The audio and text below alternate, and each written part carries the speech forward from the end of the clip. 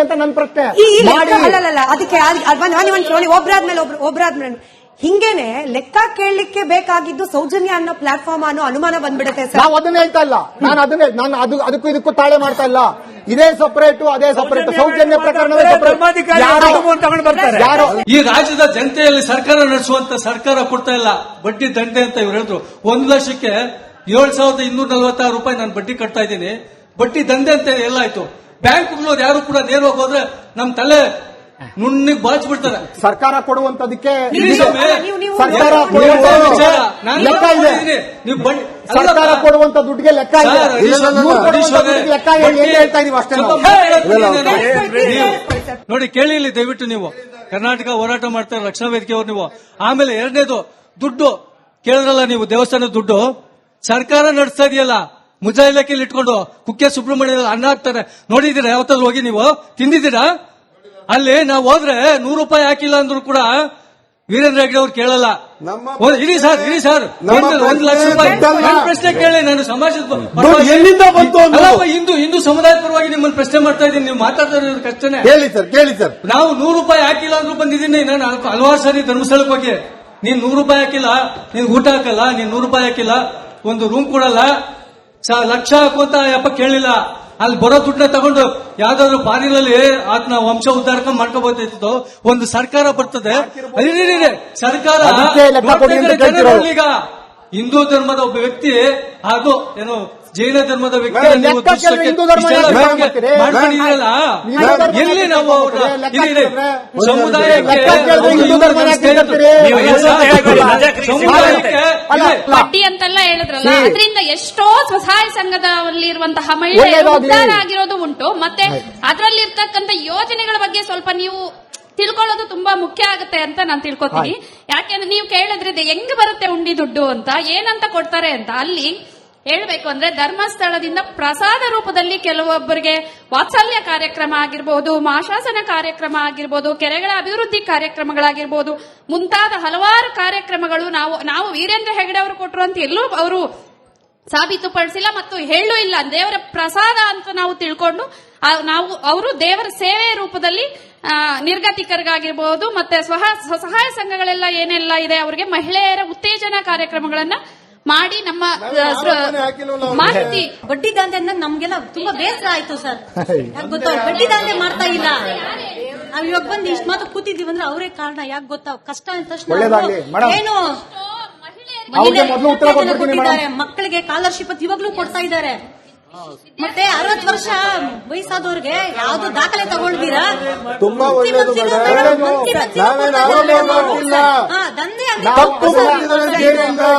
ಮೊದಲನೇದಾಗಿ ನಿಮ್ ಗಮನಕ್ಕೆ ತರದೇನು ಅಂತಂದ್ರೆ, ಇಲ್ಲಿ ಯಾರ್ಯಾರು ಕೂತಿದ್ದಾರೆ ಇವರೆಲ್ಲರೂ ಕೂಡ ಇಡೀ ಸ್ಟುಡಿಯೋ ಸೇರಿ ಯಾರು ಕೂಡ ಅಷ್ಟು ದೇಣಿಗೆಯನ್ನ ಕೊಟ್ಟಿಲ್ಲ. ಧರ್ಮಸ್ಥಳಕ್ಕೆ ನಾನು ಅಷ್ಟು ದೇಣಿಗೆಯನ್ನ ಕೊಟ್ಟಿದ್ದೇನೆ. ನಾನು ಸೋಷಿಯಲ್ ಮೀಡಿಯಾದಲ್ಲಿ ಪೋಸ್ಟ್ ಕೂಡ ಮಾಡಿದ್ದೇನೆ, ಏನೋ ವಿತ್ ರಿಸೆಪ್ಟ್ ಪೋಸ್ಟ್ ಕೂಡ ಮಾಡಿದ್ದೀನಿ. ಸುಮಾರು ಇಲ್ಲಿಯ ಪ್ರತಿ ಬಾರಿ ನಾನು ಹೋದ್ರೆ ಕನಿಷ್ಠ ಅಂದ್ರೂ 5 ರಿಂದ 10 ಸಾವಿರ ಕೊಟ್ಟು ಬರ್ತೀನಿ. ಇಲ್ಲಿಯ ತನಕ ಅಂದಾಜು ರಫ್ ಆಗಿ 13 ರಿಂದ 14 ಲಕ್ಷ ದೇಣಿಗೆಯನ್ನು ಕೊಟ್ಟಿದ್ದೀನಿ ನಾನು. ನನ್ನ ಮಗನಿಗೆ ಮಂಜುನಾಥ ಅಂತ ಹೆಸರಿಟ್ಟಿದ್ದೀನಿ, ಹುಟ್ಟ ಹೆಸರು. ಹಾಗಾಗಿ ನನಗೆ ಧರ್ಮಸ್ಥಳದ ಬಗ್ಗೆ ಗೌರವವಿದೆ, ವೀರೇಂದ್ರ ಹೆಗಡೆ ಅವರ ಬಗ್ಗೆ ಗೌರವ ಇದೆ. ನಾವು ಕೇಳ್ತಿರೋದೇನು ಅಂದ್ರೆ, ನೋಡಿ ಇವರು ಡೈವರ್ಟ್ ಮಾಡ್ಲಿಕ್ಕೆ ನೋಡ್ತಾರೆ, ನಾನ್ ಡೈವರ್ಟ್ ಆಗೋದಿಲ್ಲ.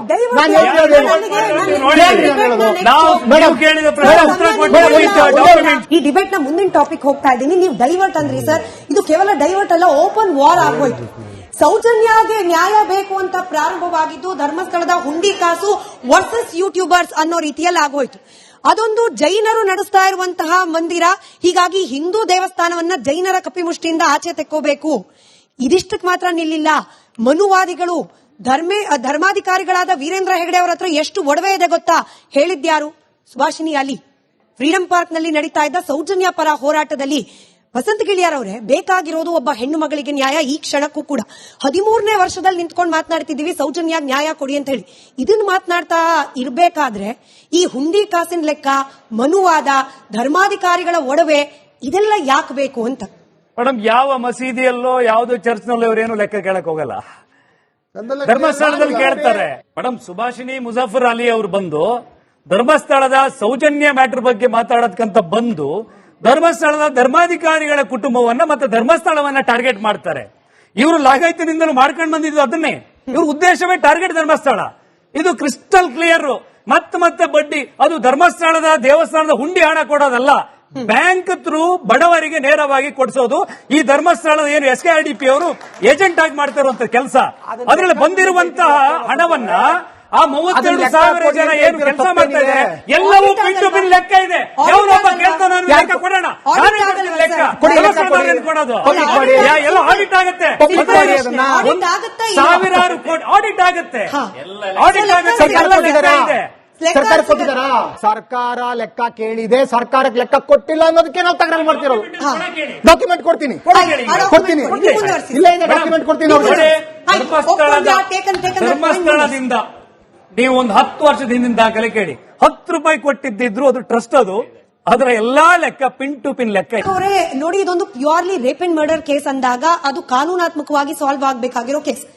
ಇಲ್ಲೊಬ್ಬ AI ವಿಡಿಯೋ ಕ್ರಿಯೇಟರ್ ಬರ್ತಾನೆ, ನೇರವಾಗಿ ಧರ್ಮಾಧಿಕಾರಿಗಳ ಕಡೆ ಬೊಟ್ಟು ಮಾಡ್ತಾನೆ, AI ಚಿತ್ರಗಳನ್ನ ಹರಿಬಿಡ್ತಾನೆ. ತನಿಖೆ ಆದ ನಂತರದಲ್ಲಿ ಆತ ನನಗೆ ಹೀಗಾಗುತ್ತೆ ಅನ್ನೋದ್ರ ಅಂದಾಜಿಲ್ದೆ ಮಾಡದೆ ಅನ್ನೋ ರೀತಿಯ ಪಶ್ಚಾತ್ತಾಪದ ವಿಡಿಯೋ ಮಾಡ್ತಾನೆ. ಅಂದ್ರೆ ಕೆಸರು ಎರಚಾಯ್ತು, ಕೆಸರನ್ನ ತೊಳ್ಕೊಳ್ಳೋದಾಯ್ತು, ಅವ್ರಿಗೆ ಮುಗೀತು. ಇನ್ ತನಿಖೆ ಬೇಕಾದ್ರೆ ತನಿಖಾಧಿಕಾರಿಗಳು ಮಾತನಾಡ್ಲಿ, ನಾನ್ ಕೇವಲ ಮಾತಾಡ್ತೀನಿ, ಆರೋಪ ಮಾಡ್ತೀನಿ, ಅವ್ರಿಗೆ ಯಾವುದೇ ರೀತಿ ಶಿಕ್ಷೆ ಆಗೋದಿಲ್ಲ. ಹಿಂಗೊಂದು ವ್ಯವಸ್ಥೆ ನೋಡಿ ಮೇಡಮ್. ಕೇವಲ ಸೌಜನ್ಯಗೆ ನ್ಯಾಯ ಅದೊಂದು ಹೋರಾಟ, ಅದು ಒಂದ್ ಕಡೆ ಬಿಟ್ರೆ ಅಲ್ಲಿ ಏನೇನೆಲ್ಲ ನಡೆದಿದೆ ಅಲ್ವಾ, ಅದೆಲ್ಲ ಯೂಟ್ಯೂಬ್ ಅಲ್ಲಿ ಇದೆ. ಕೇವಲ ಇವ್ರು ಒಬ್ಬ ಯೂಟ್ಯೂಬರ್ ಅಲ್ಲ, ಹೈಕೋರ್ಟ್ ಇಂದ ಸ್ಟೇ ತಂದಿರೋದು ಎಷ್ಟು ಯೂಟ್ಯೂಬರ್ಸ್ ಮೇಲೆ ನೀವು ಎತ್ ನೋಡಿ. ಪ್ರಶ್ನೆ ಎತ್ತಿರೋದು ಕೇವಲ ಇವನೊಬ್ಬ ಮುಸಲ್ಮಾನ ಅಂತ.